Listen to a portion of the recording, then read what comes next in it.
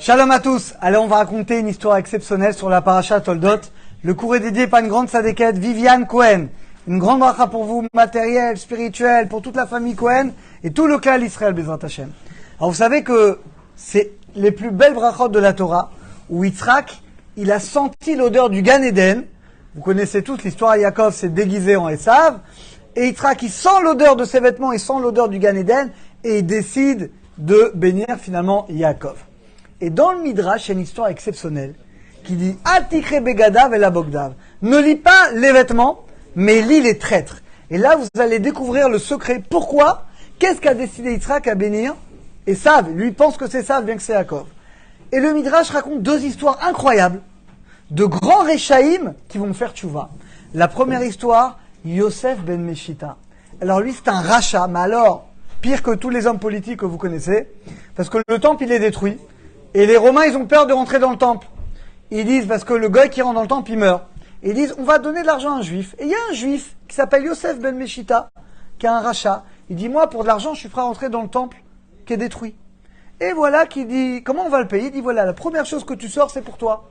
Il rentre dans le temple, et il voit la menorah, la menorah en or. Oh, en or massif. Il dit, ouais, il sort, il dit, voilà, ça, c'est pour moi.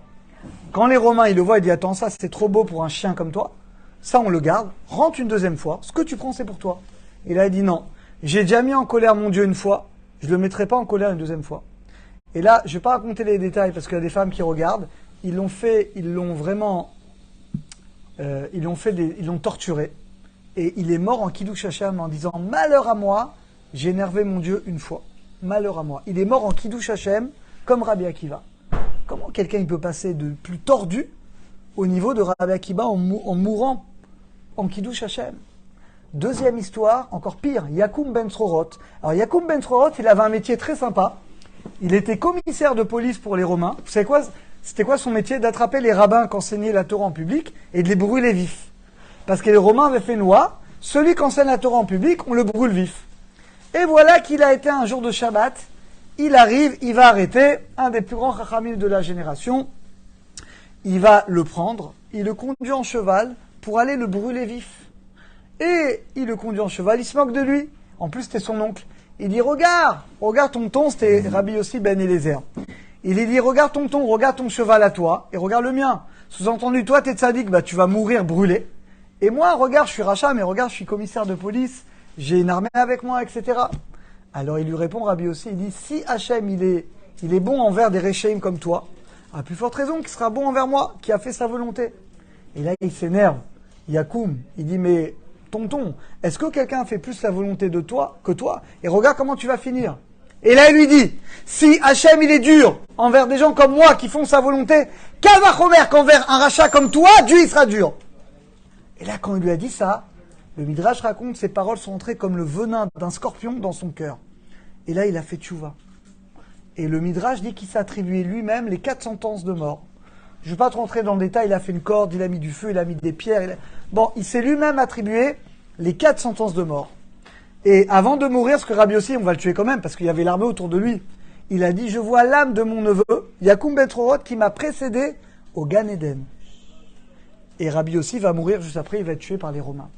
Les amis, comment c'est possible que des gens aussi tordus, des gens aussi réchaïm, mais finalement, ils sont Gan Eden avec les tzadikim.